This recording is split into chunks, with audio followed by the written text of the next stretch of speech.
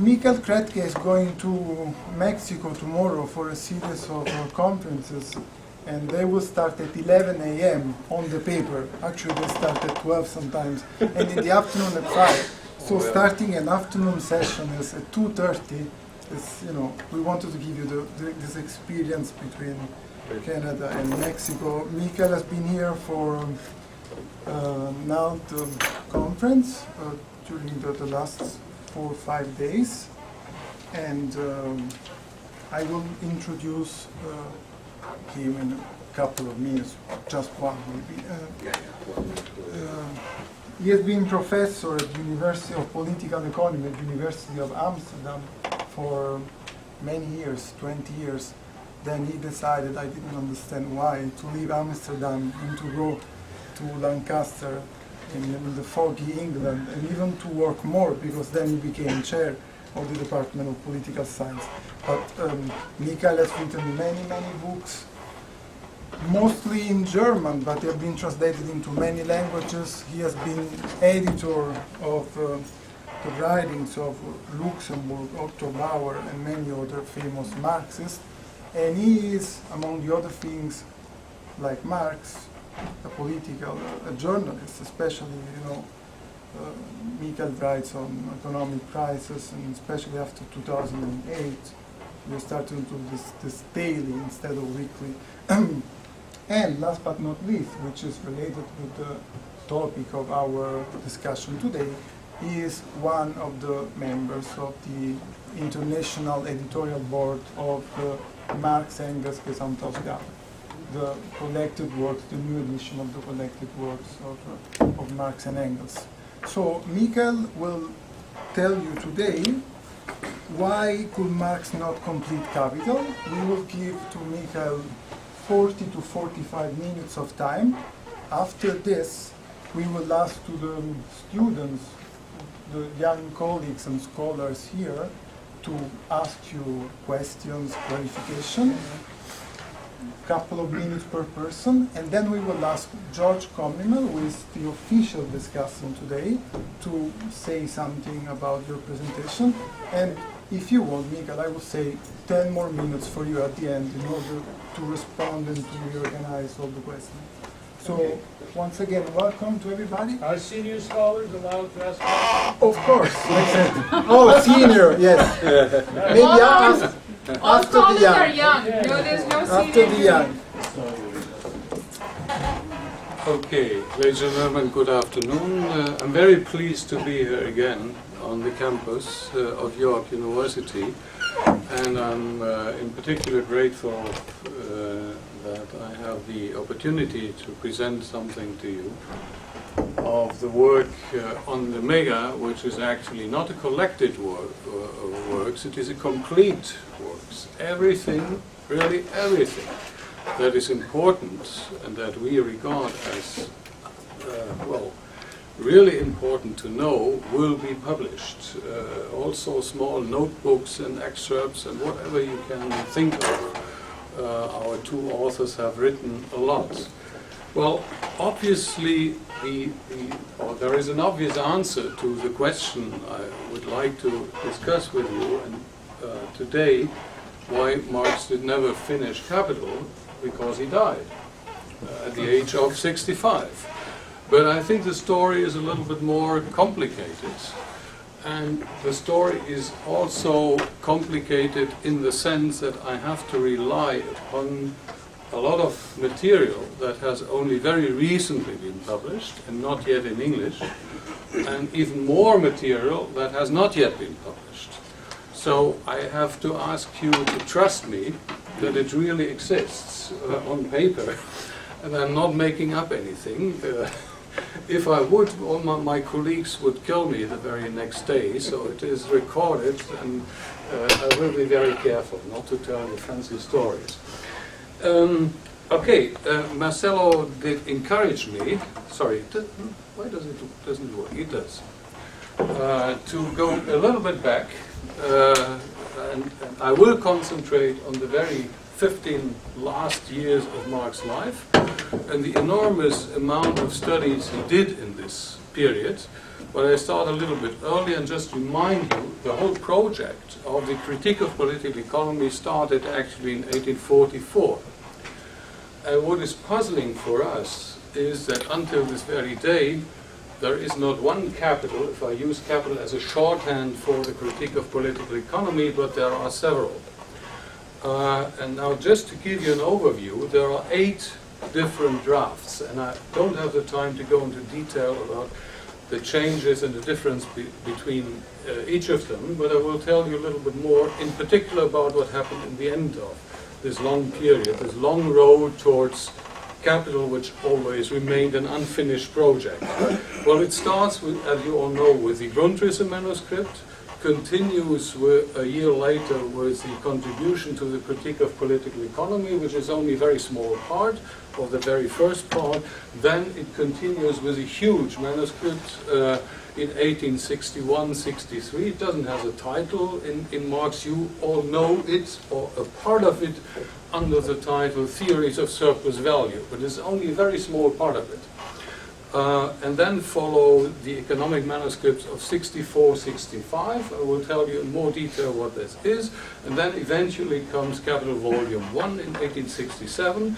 And immediately afterwards, and that is where I'm immediately starting to take issue with many of the current interpretations or views about what Marx did after 1867. He did not give up, certainly not. He continued the work on Capital nearly the very same day that Capital Volume 1 was published. So there is a series of economic manuscripts, and I will tell you in much detail what they are, from the winter 67-68 onwards until the summer of 1881, and you have related works that also continues until 1882, so more or less immediately before his death.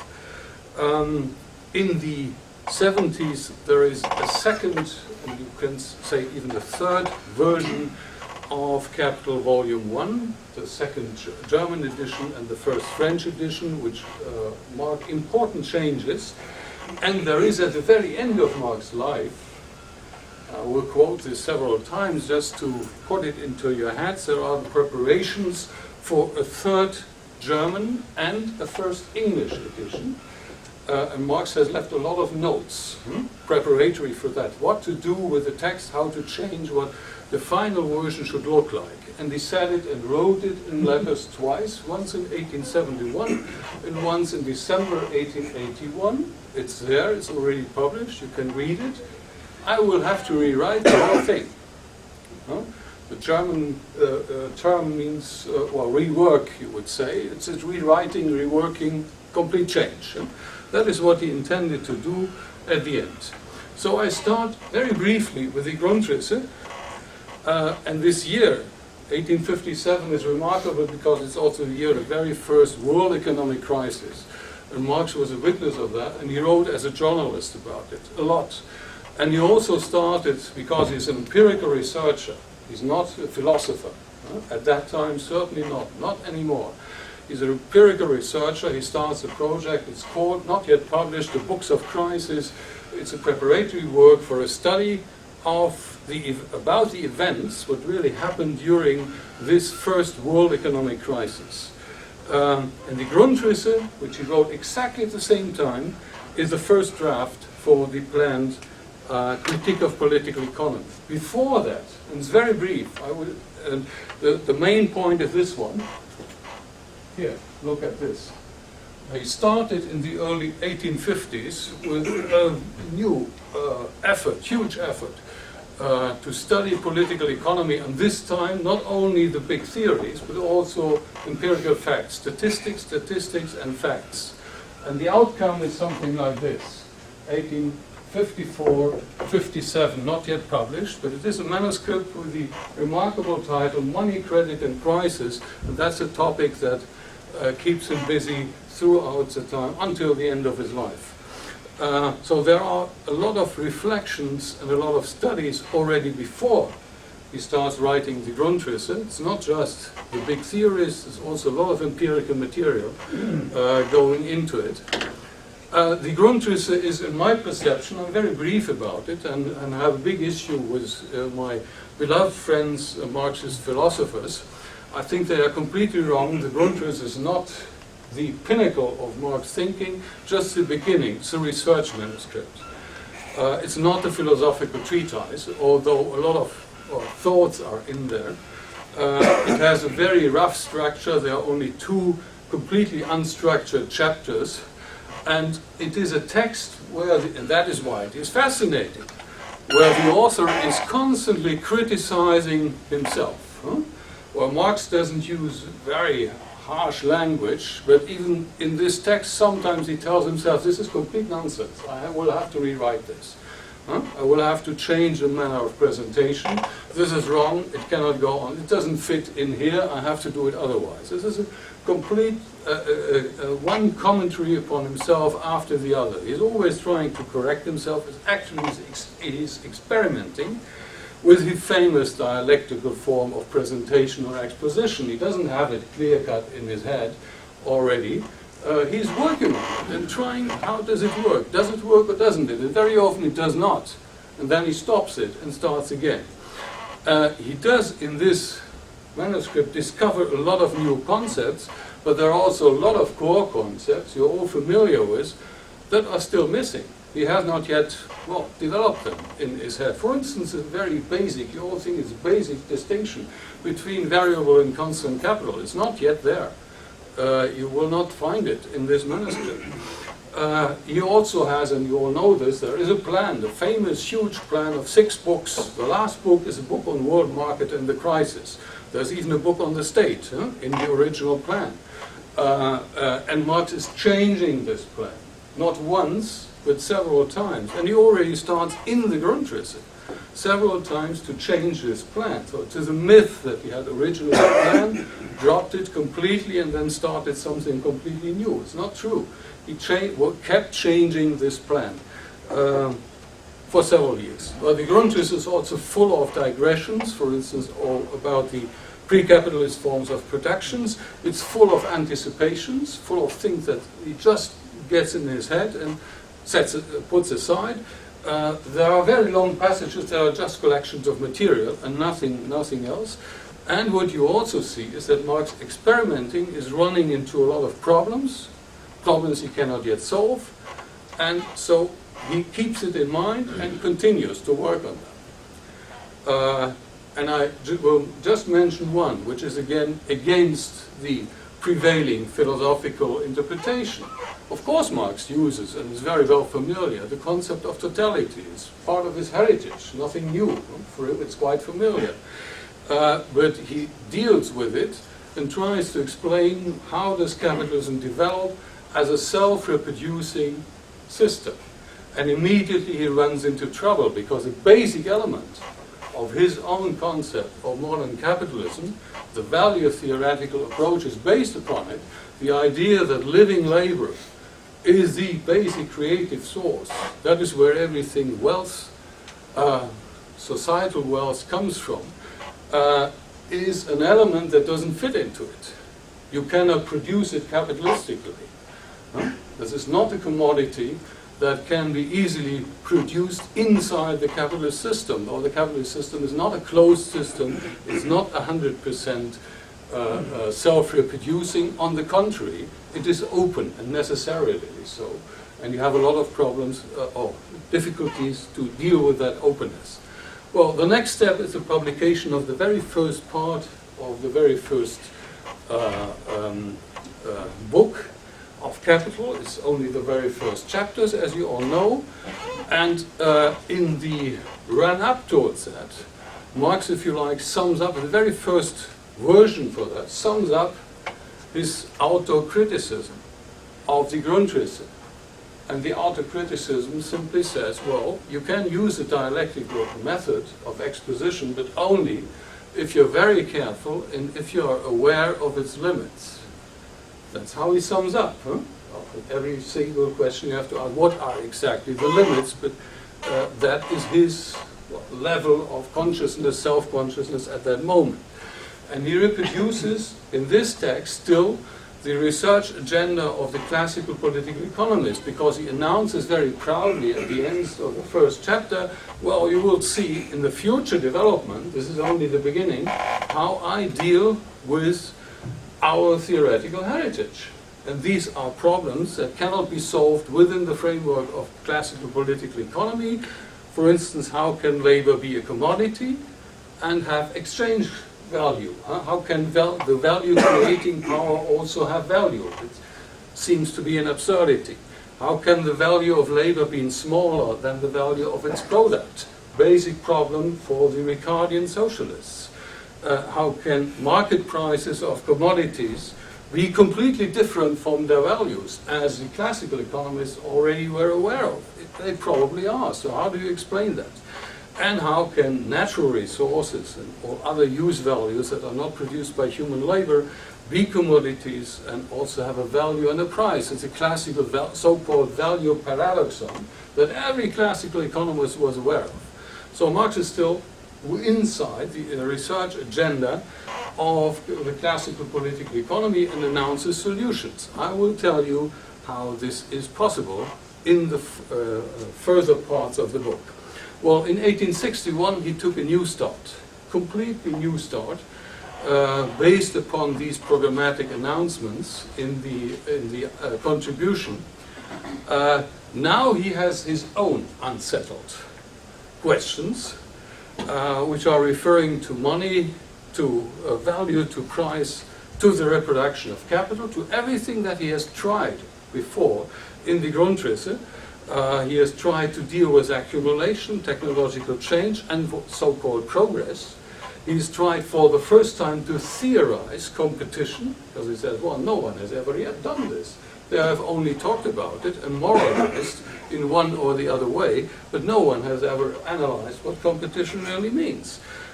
He tries to come to grips with what he himself calls price and value revolutions, very much influenced by Thomas Tuck.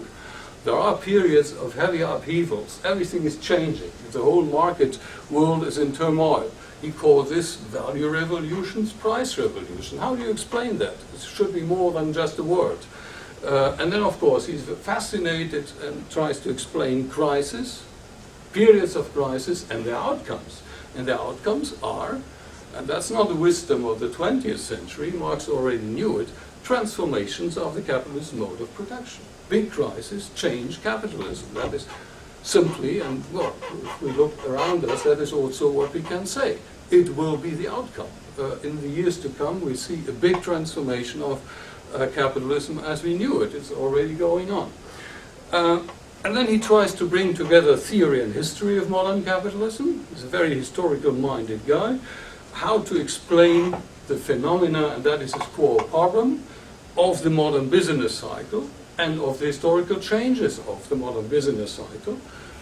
They have not always existed. There is nearly 400 years of capitalist development without a business cycle, and curiously enough, early in the 19th century, everything changes. And from 1815 onwards, you have this regular secular movement. So it is part and parcel, essential for modern capitalism, but it has not always been there. Already capitalism has been with us for quite a while. So the manuscript of 1861 to 3 is huge. It's a mixture. It's partly rereading the classics, re-encounter with Marx has read 5 times Ricardo in different Ricardo's main work in different editions. He has read several times, 5-6 times Adam Smith. So the core authors come back again and again. It's partly rereading the classics, and it's partly rewriting writing the second version of the critique of political economy. And what does he do with the Grundrisse? He didn't have a very high esteem of the Grundrisse. He thought this is all chaos. He uses a German expression, Kraut und Rüben, which means everything is thrown together. It's not order, it's not structure. He uses it as material. So there are passages from the Grundrisse he simply takes over in his new manuscript. That's normally how he works and how he deals with his own text. The manuscript of 1861 and 63 is of crucial importance because you see a lot of advances and new discoveries, and the bulk of it is not the theories of surplus value, but the bulk of it is what you could see as a first draft of core chapters of Capital Volume 1 and of Capital Volume 3. And he uses all his notebooks and he uses his previous manuscripts. There are some discoveries, I very briefly mentioned some of them, like the methods of absolute and relative surplus production. So there's a highly differentiated treatise of what does it mean to use these famous methods. What methods do exist and how does it change the whole world of production? Well, it creates a factory system, something that was still very, very new at that time. And so he comes up with the first analysis in detail of the factory system, and something that you might not be aware of because you only remember this from Capital Volume 1, but in this manuscript Marx gives an extensive, long-winded explanation why factory legislation that actually started in 1804 in England, and at that time already there was a general outcry, this will be the end of the world, this will be labor legislation, this will be the end of the world, we will be outcompeted, this will be the ruin of British industry. And the more they did in the 1830s, 1840s, the louder was this resistance. And Marx said, well, it's nonsense. Statistics show that they flourished. And now he gives a value theoretical explanation why factory legislation is not to the detriment of the industrialists and of the factory system, but on the contrary, well, supports it, makes it easier, makes it even more competitive than it was ever before. It's not very well known, but it is worth your while to think about it. He dealt with legislation and the impact of legislation upon the capitalist economy. Then we have Marx's rediscovery of the tableau économique, the famous French physiocrat, first efforts to modelize the whole of the capitalist economy, and he develops for the first time his reproduction schemes. And these reproduction schemes in this manuscript are in graphics, not the numerical or algebraic examples that you know. These are real little drawings by Marx, where he tries to, in a very similar style to Krätke, to develop what is actually going on the macroeconomic level when the different parts of the capitalist economy are in exchange with each other, including the monetary flows. So it's a highly sophisticated exercise already. It's not yet finished. And he starts to work with the general rate of profit, with the new concept of cost price and the price of production, and he invents something for the first time which is very, very tricky for the labor theory of value. This is market value. And market value means there is a distinction between individual value and, if you like, social value. Marx even uses the term false social value, because on the market the values can be turned around and inverted. He plays with his thoughts and he invents the categories to deal with it.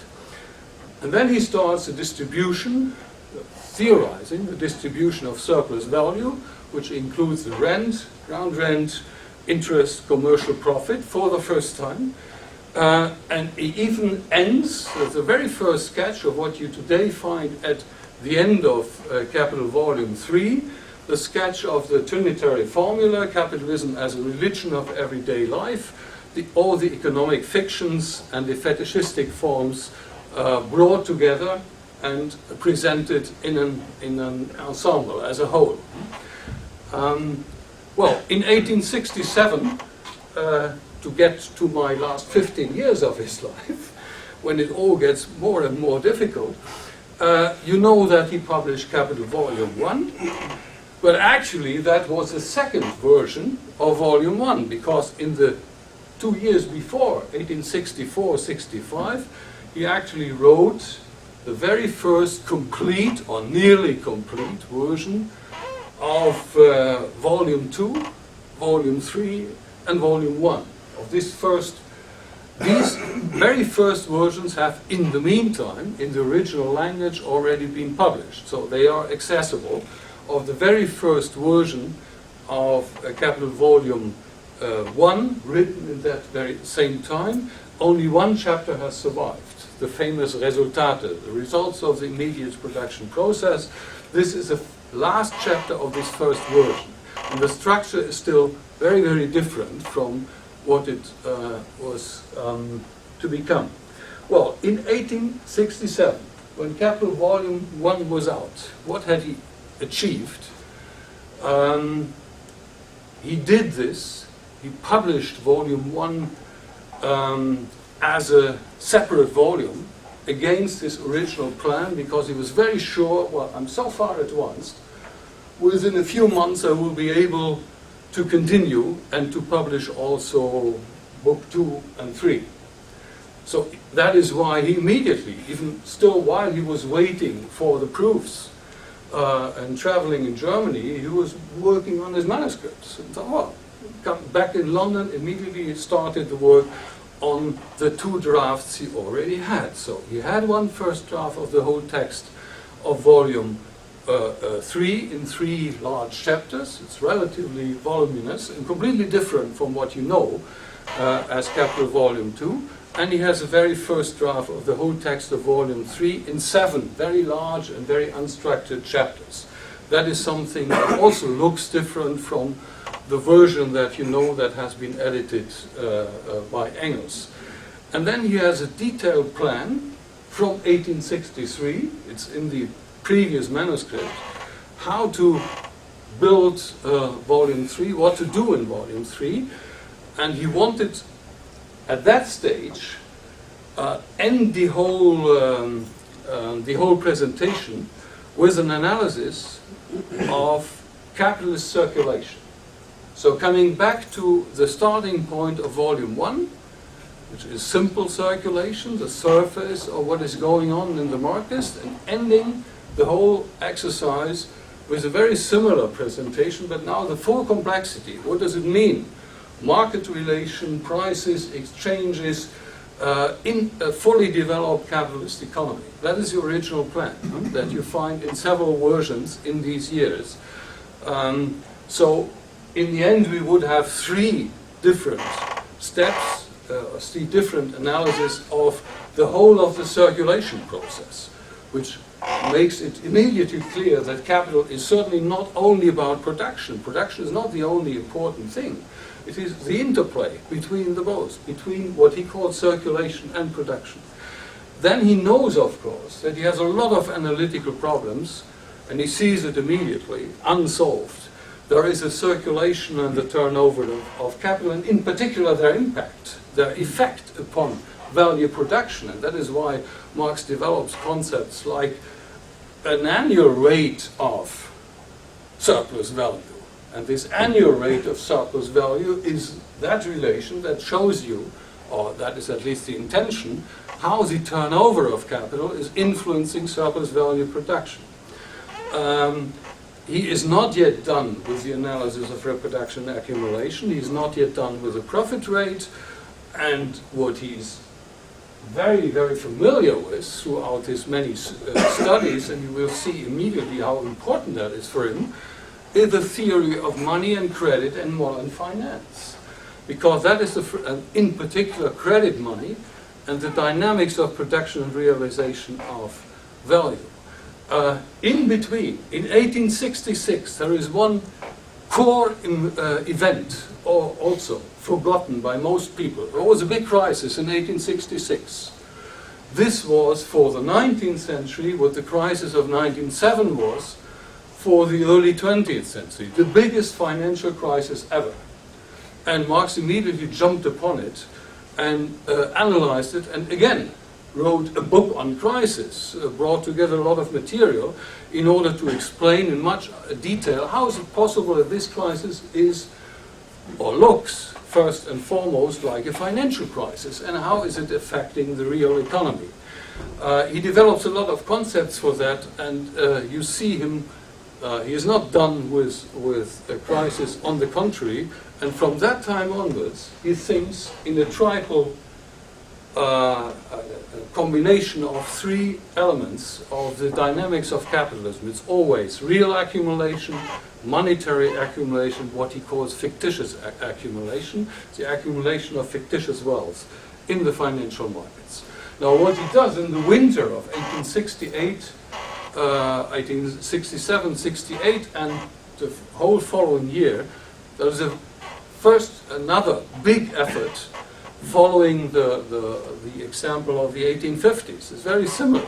There's another series, a pile of notebooks that he writes, completely focusing upon financial markets, money and credit, and always international money and credit as well. And there is a second one, so you have two piles of notebooks exactly about the same topic, the next series of very detailed empirical studies on financial markets, money and credit. In particular about London, what is happening in the city of London, but also already in 1868 about Wall Street. What's going on in New York? New York was a very young, rising star among the financial markets at that time, and was already bold to see it as important in the future. But he sees it, and he studies it, and he studies in particular international money and finance, and the worldwide payment chains, and the worldwide credit chains. Sorry, I left out something. Impossible. And he continues with studies on the history of banking and the technique of banking. So this is a very empirical-minded guy. He wants to know in detail how this works. And so he even starts to study accountancy in order to understand how these people calculate their rates of profit. He is fascinated from 1873 onwards with another big event in the 19th century, that is the First Great Depression. It started actually in 1873, and it started in a remarkable way with a very, very long crisis. It lasted from 1873 to 1879. And Marx was completely puzzled, because he was convinced there are no permanent crises. Crises are just moments for some months or maybe a year, and then it's over, it's turning around. It didn't. It lasted for years and years. So in the 1870s, he's continuously studying the events of these very big, very long-lasting crises. And he wants to know, well, what is going on, what are the consequences of this great crisis, the major transformation.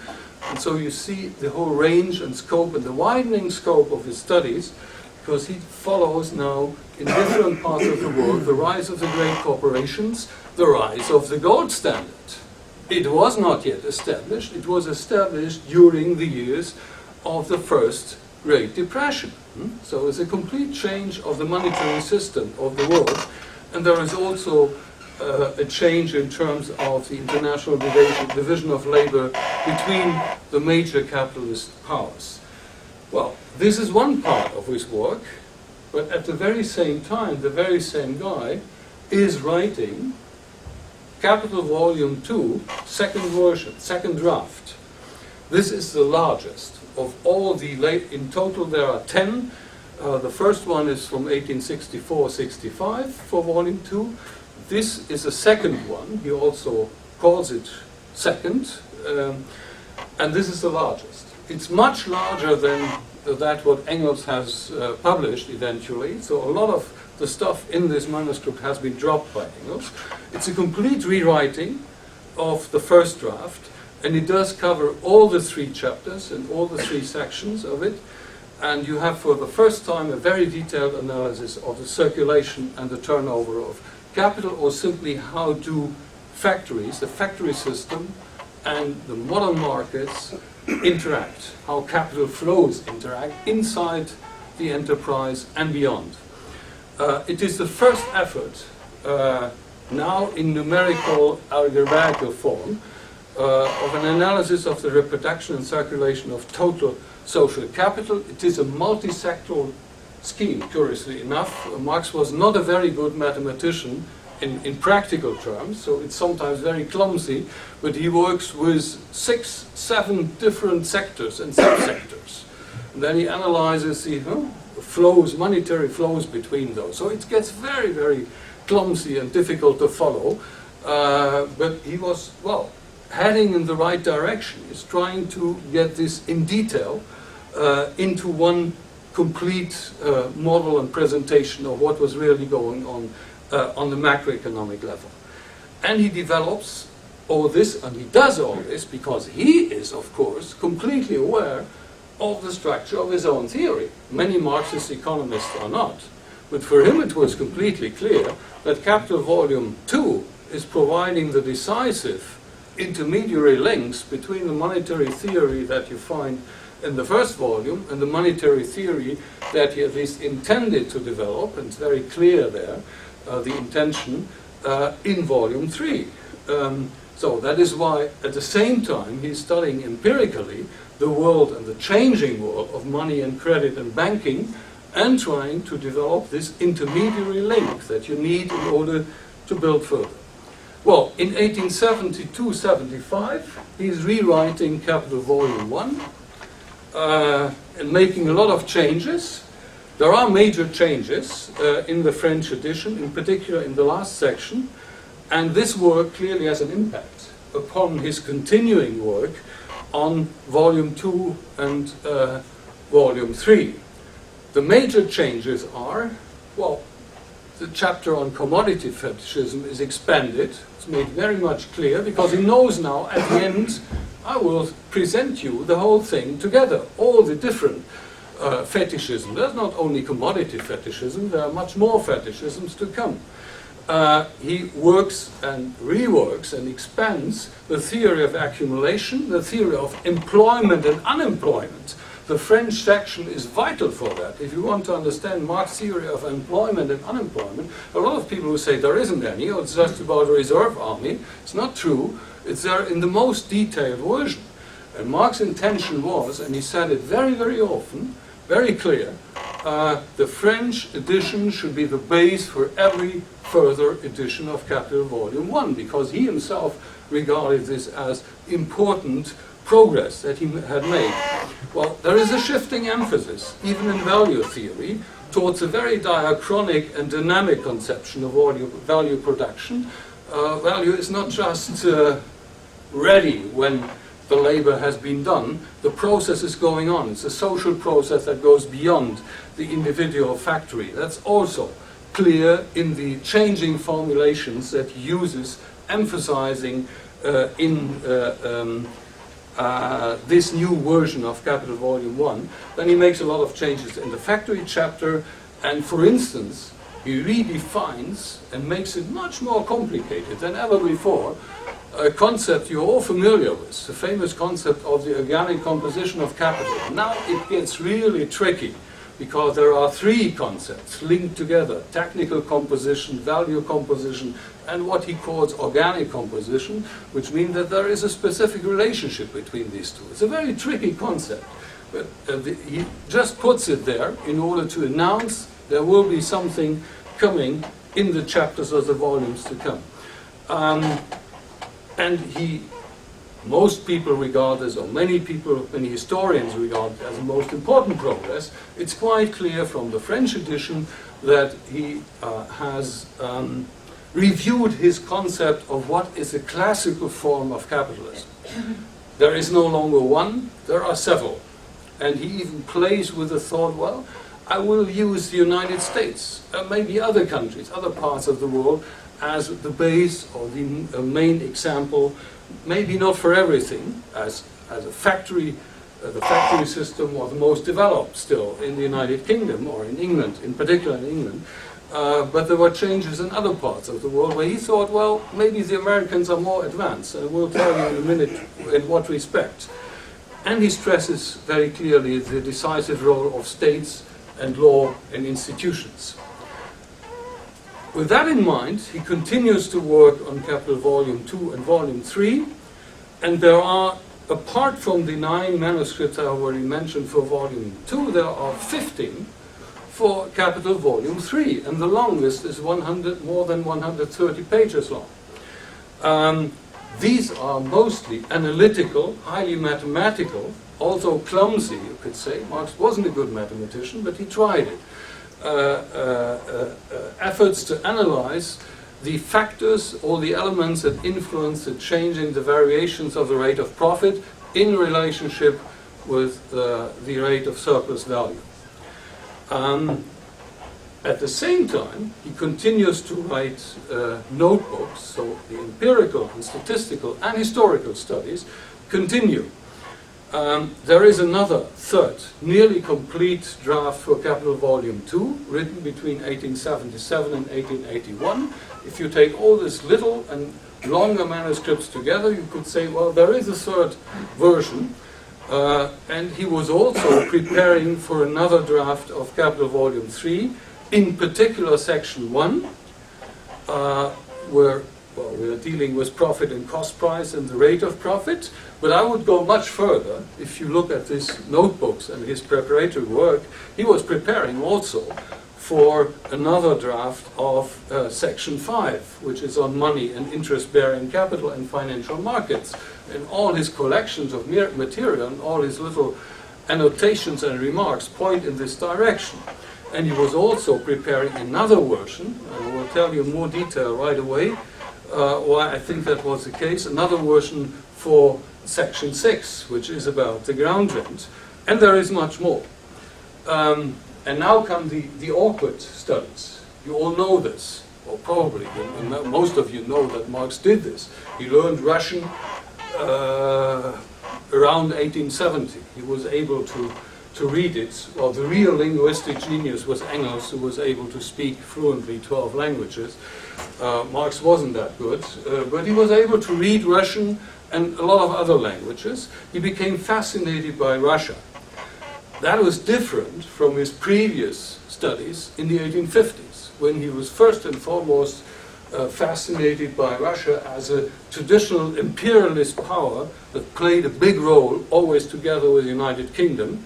So there are two villains, in Marx's perception, of the 18th and early 19th century, Britain and Russia, working together all the time. But this time it shifts. It shifts towards the economic relations in Russia. Since the early 1860s, there was agrarian reform, and the whole agrarian sector of Russia. Russia was one of the biggest agrarian exporters of the world at that time.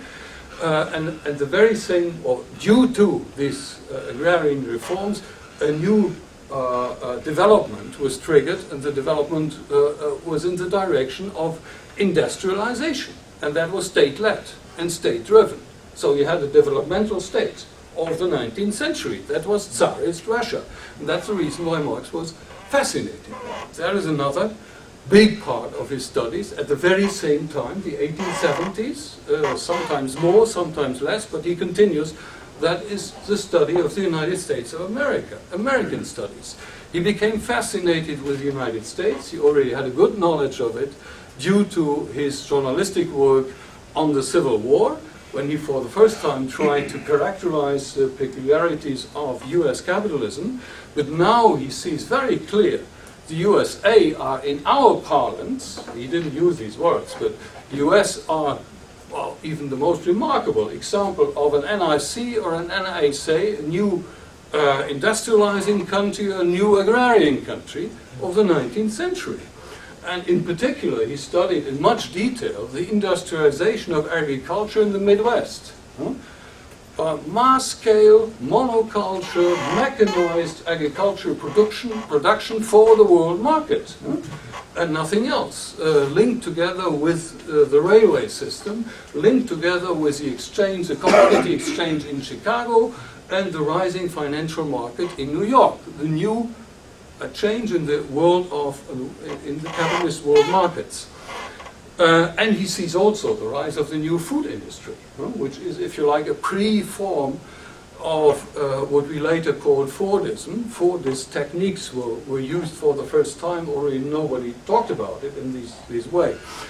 And he sees the rise of a new working class. So in many respects, he is fascinated by the US, and he even regards it as the most developed capitalist country in the world, in particular with respect to the type of modern working class. These are the workers of the future.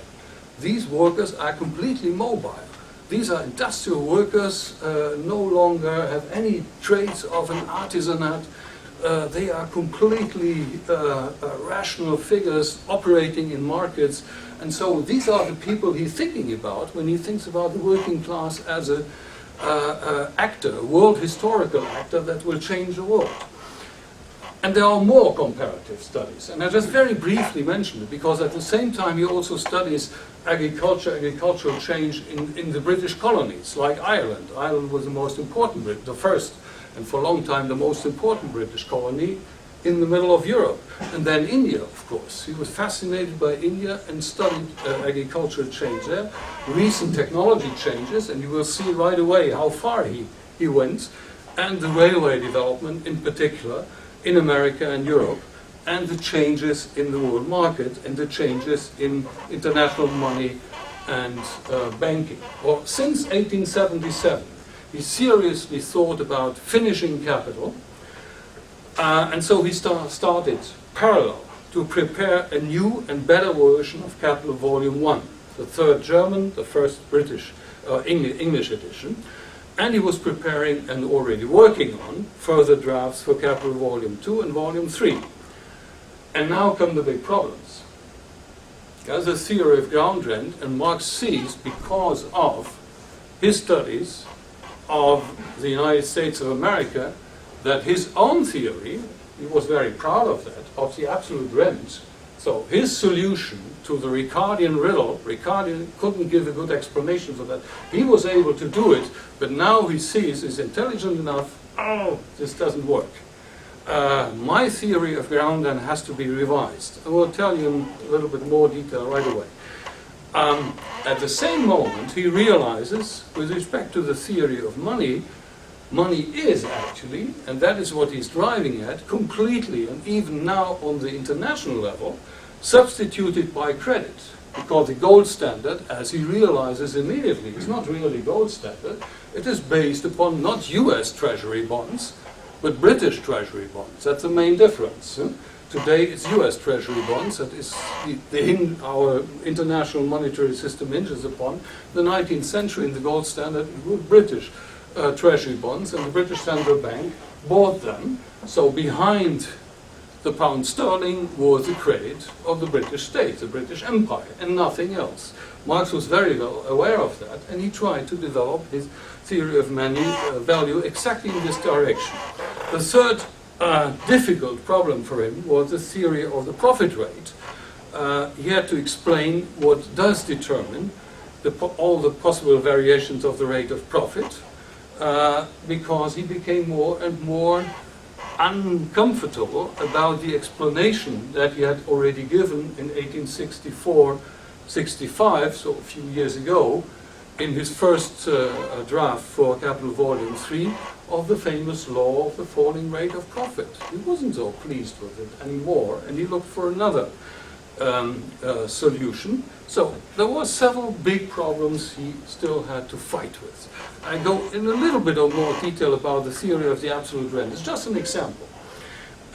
He had developed this solution for the riddle of the absolute rent in terms of his own labor theory of value, or in 1862.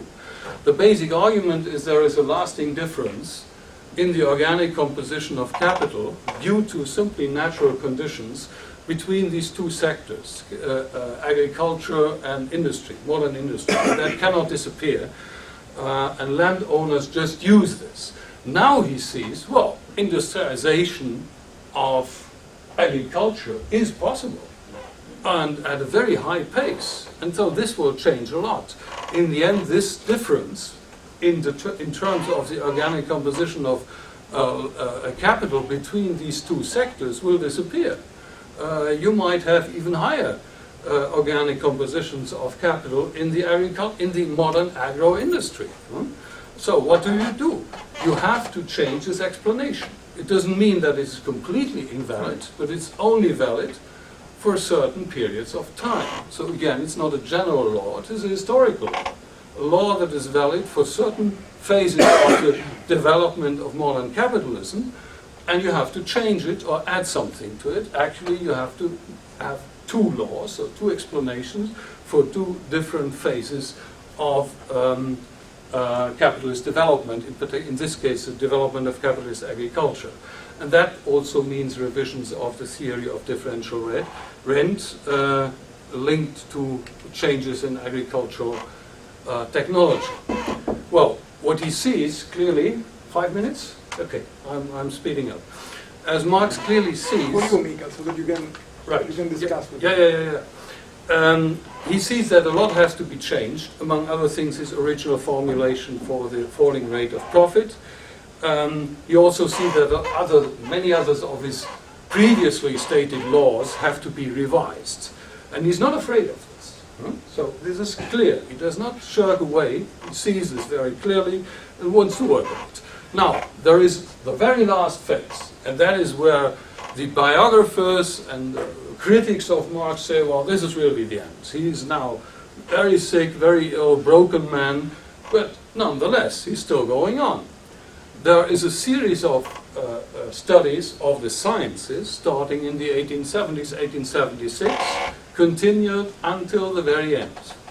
There are the famous ethnological, anthropological studies, there's even world historical studies.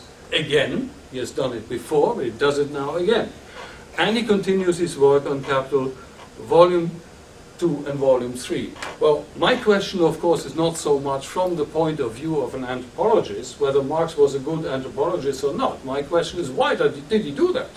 Because he still was under enormous pressure, and he wanted to finish Capital, and he saw a long list of unsolved problems in front of him. So why did he now switch to the economic history of pre-capitalist and even prehistoric societies? Again, not for the first time, but again. There are major findings. Very interesting for him to study the variety of forms of landed property and real estate in different periods of time, and to study in particular the variety of forms of exploitation of peasant and agrarian labor. I think it is mostly because of that. He sees that there is much more is possible in terms of the exploitation of labor than that he has so far analyzed. And in the larger sense, it is important because for him it brings back the role of the state, the role of law, the role of institutions. Actually, it ends with very clear, or several statements which are very clear. The modes of production are not so simple. There is a variety. As there is a variety of capitalism, there's also a variety of feudalisms. And you cannot simply say, well, India is a feudal country, or there is feudalism. Well, maybe it looks like it, but if you look closer, it's not like that. Well, that is what his main outcome is for him. And he does this, and you will be surprised by it. Because he has in mind, or his idea is to historize nearly everything. So you will run, when you read this carefully, these ethnological, anthropological studies, in his comments, he uses the categories of Capital, Volume 1, the very first chapters. Value form. The value form for Marx has an historical meaning. He analyzes markets in India, ages ago, in terms of the value form. So you could say Marx did never understand his own theory, as some philosophers think, but that is actually what he does. Okay, I jump ahead. He did mathematical studies. Everybody understands why he does it. I disagree with people who say Marx was a brilliant mathematician. He did many inventions, but he was very, very aware of the state of the art. And he did it because he had an important exchange with his friend Seymour, and he was asking Seymour, now I have all this material, I want to analyze the cyclical development of modern capitalism. Can we do this? Can we develop formulas for that? Well, you all know that this is possible, of course. Today we know how to do this. At that time, nothing like that existed. And Seymour said, no, I have no idea how to do this. So Marx gave it up, for, as he said, for the time being. Actually, he did not give it up. So he tried to study for himself. And he's focusing upon the calculus, differential calculus, because this is a way in which you analyze changes, dynamical change. And so it goes exactly in this direction, and you see him use what he has learned in his many smaller and longer manuscripts where he analyzes mathematically the relations between the changes of the rate of surplus value and the rate of profit. Then he starts studies of science, and there you would say he's going completely astray, It has nothing to do whatsoever with political economy. There is a series of notebooks on physiology, on mineralogy, on geology, and agrochemistry. He has already done this in the 1850s. And now huge, and much more than Engels, by the way. Everybody thinks Engels was a specialist, but Marx excerpts and notebooks on science are much larger than Engels. And of course he was in debate with Engels about their joint project, which you probably know under the title, the wrong title, the misleading title, of the Dialectics of Nature. And there is a second series of notebooks from 1877 to 1883 on chemistry, on physics, in particular on electricity, and on statistical thermodynamics. That, of course, has a lot to do with the rise of new industries, because the Great Depression was also the period in which the so-called second industrial revolution started, with completely new technologies and completely new industries. And that is what Marx was fascinated by. He wanted to understand what's going on. In the terms of the agriculture, he also wanted to understand how is it possible, because it means that you change the basis of political economy. The base is that there is a well-established, a pre-established pattern of inequalities of fertilities. Well, this can obviously be changed once you introduce agrochemistry on a very large scale. You can change a lot. So the whole base of the theory falls apart, if you like. And he has to understand what is going on. And he was, of course, fascinated by the advances in the sciences, and he regards this as in methodological terms, also very important, because the very concept of laws of nature was changing at that time. And Marx regards them more and more as laws of development. And he uses this term again and again, which has implication for his interpretation of the law of value. Then the last odd example, Marx studies of world history. It's huge. It's in 1880. He spends a lot of time. There are 4 big notebooks only on world history with a focus. Marx knows what he's doing, and the focus is on the rise of the modern state, not only in Europe. This also shows that it is nonsense to say Marx was an Eurocentrist. He might have been when he was very young, but at that time he certainly wasn't anymore. So the focus is not only on Europe, it's dealing with Persia, with China, with India, with Japan, with whatever he can lay his hands on, of course on the level of knowledge that was available at that time. And he is studying now the interplay between the elements of what we call a capitalist economy, from technology to credit, everything, with the rise of the modern political powers. Because there is a link. States do promote, do contribute to the development of modern capitalism, and he sees very clearly capitalism as a world system.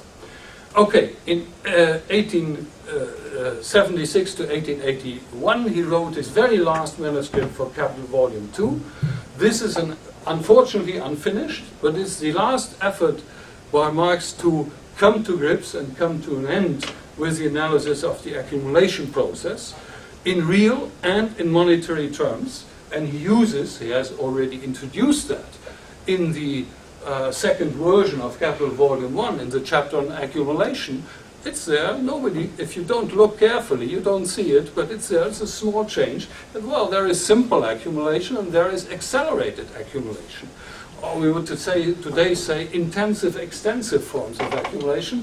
This is an announcement. He doesn't analyze it, but it will come in the later parts. Here he tries it.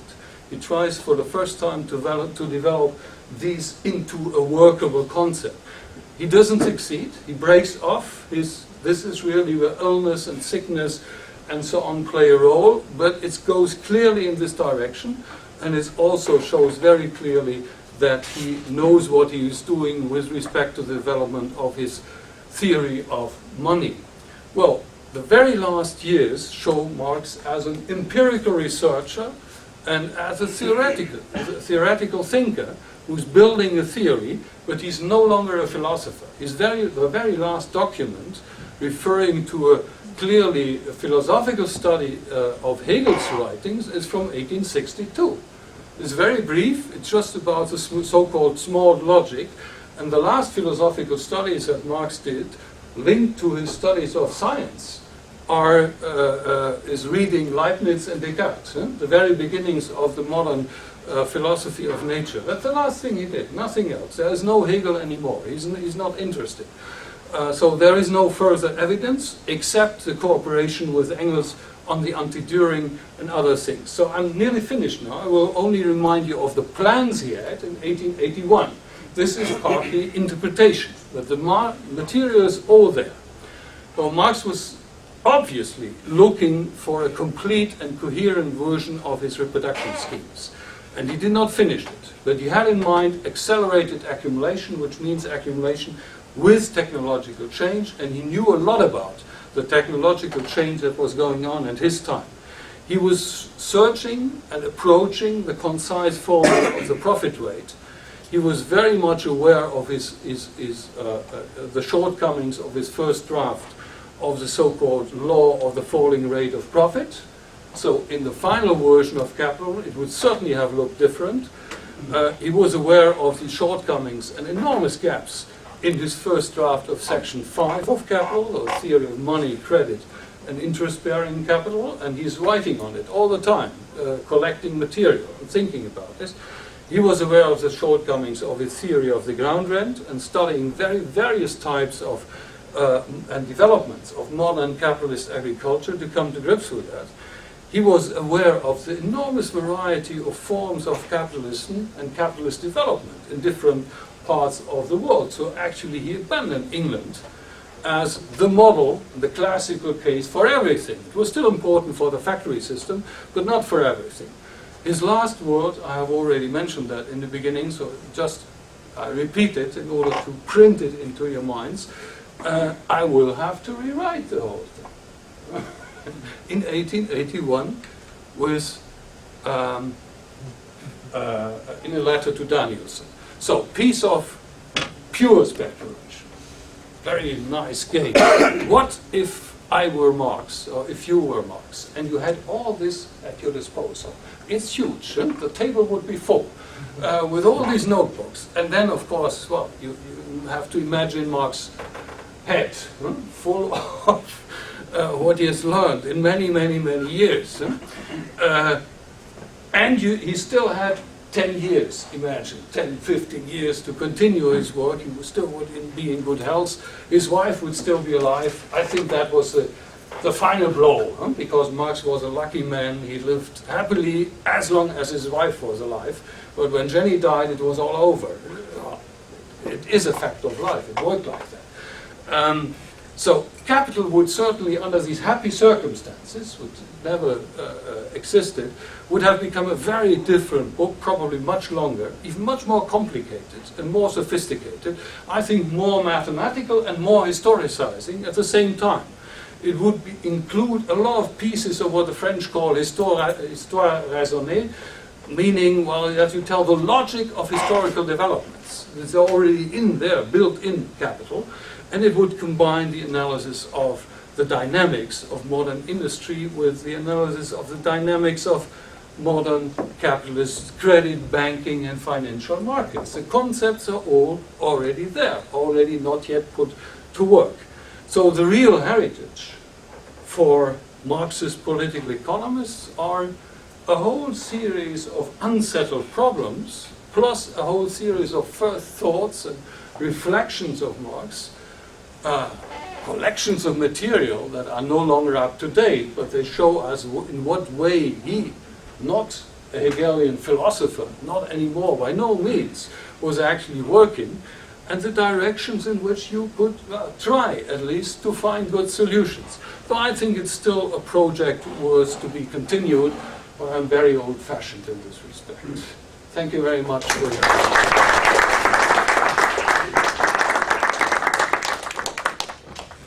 I wanted to thank Michael for the excellent presentation. It was very fascinating. It was a complete presentation in the incompleteness. And I think it's also very useful for the young scholars of Marx, especially in the English-speaking country, having this idea that Marx Capital is not only the 3 volumes that you find at the bookstores here, but now in the Mega, in a few weeks, there will be the last volume published. It's 15 volumes, thousands and thousands of pages.